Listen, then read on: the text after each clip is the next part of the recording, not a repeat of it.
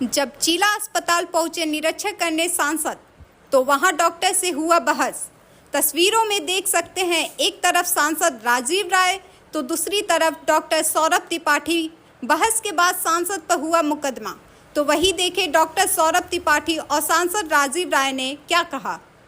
ENT surgeon जिला चिकित्सालय मऊ में कार्यरत हूं और ये घटनाक्रम 16 अक्टूबर का है और उसमें सांसद महोदय आए थे 12:30 बजे 10 से 15 लोगों को लेके, और मैं उस समय ओपीडी कक्ष में था अपने और मरीज़ देख रहा था।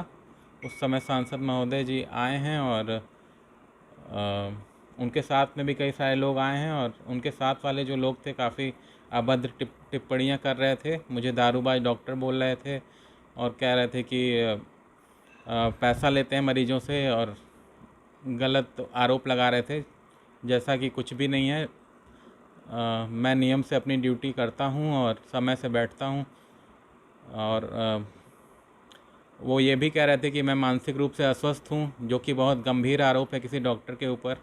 ऐसा उन्हें नहीं कहना चाहिए था और इससे मेरे आत्मसम्मान को भी बहुत ठेस पहुंची है, क्योंकि कोई भी डॉक्टर सम्मान के लिए ही काम करता है और एक तरह से कहा जाए तो सम्मान ही आदमी का सब कुछ होता है। और इसकी सूचना हमने एसएचओ साहब को दी है सराय लखनसी के, और उसमें एक एफआईआर भी दर्ज हुई है नेताजी के ऊपर। और फिर आगे का जो भी है, अब सीएमएस साहब को भी हमने जो उन्होंने नोटिस दिया था उसका लिख के दे दिया है जवाब। और यही सारा घटनाक्रम है जी।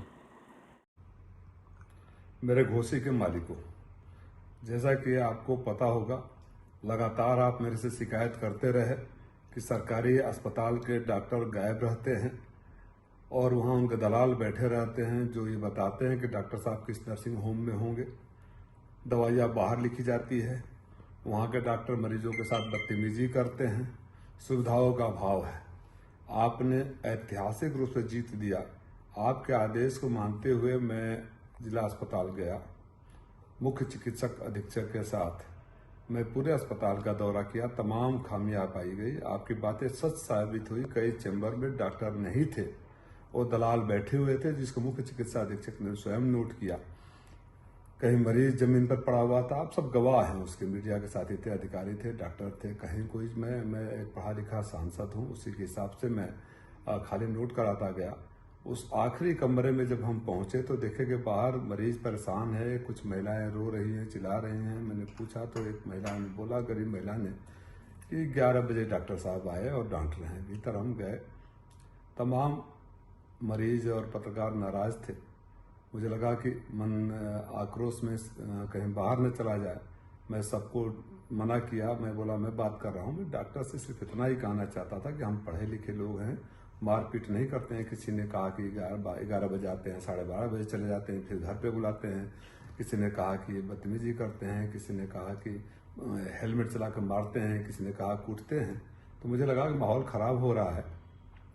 मैं डॉक्टर को समझाऊं कि पढ़े लिखे डॉक्टर मारपीट नहीं करते। वो हमसे बदतमीजी करने लगे, बहरहाल बदतमीजी करने लगे। मैं समझ गया कि जो इनके खिलाफ शिकायतें आती रही और तमाम एफआईआर इनके ऊपर दर्ज है वो सही है।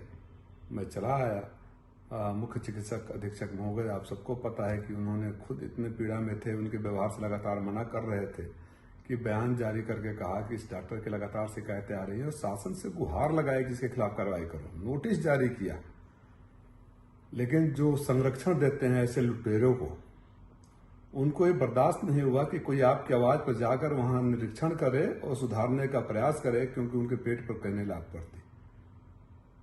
उनके सह पर डॉक्टर के जवाब को, जो शो का नोटिस मिला था, जवाब को ही पुलिस की कॉपी निकालकर मुकदमा मेरे पर दर्ज कर देती है। ये अद्भुत घटना आपके मऊ में, ये कारनामा मऊ में ही हो सकता है कि जिसके सबसे बड़े डॉक्टर अधिकारी ने जिसके खिलाफ, जिस डॉक्टर के खिलाफ अनुशंसा करी हो, कठोर कार्रवाई की शासन से गुहार लगा रहा हो, पत्र लिख रहा हो, उस डॉक्टर को बचाने के लिए उस सांसद पर ही केस करा दिया गया जो आपके सवाल पर वहां गए थे। मैं सिर्फ आपसे ये कहना चाहता हूं कि आपने जो सबसे बड़ा ऐतिहासिक आशीर्वाद दिया वो मेरे लिए सबसे बड़ा हौसला है। बेदाग हूं। ये चाहे कितना कर ले, न मैं आपको लूटने दूंगा न दबने दूंगा। जो हमारे गरीब मरीजों को लूटेगा उनकी डॉक्टरी नहीं चलेगी, चाहे कितने भी मुकदमे करा लो।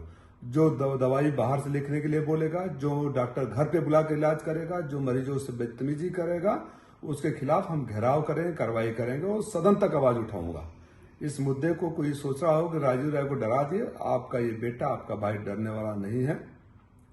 माननीय मुख्यमंत्री जी, आप स्वयं संज्ञान लीजिए, पता नहीं आपकी जानकारी में है कि नहीं है कि आप जो दावे करते हैं, आपका सांसद जब जाता है और वो सही पाता है जो जनता शिकायतें करती है, अगर आपके संरक्षण में या आपकी जानकारी में, माननीय उप मुख्यमंत्री जी ने, जो स्वास्थ्य मंत्री भी है, तो 1 साल पहले वादा किया था कि कठोर कार्रवाई होगी।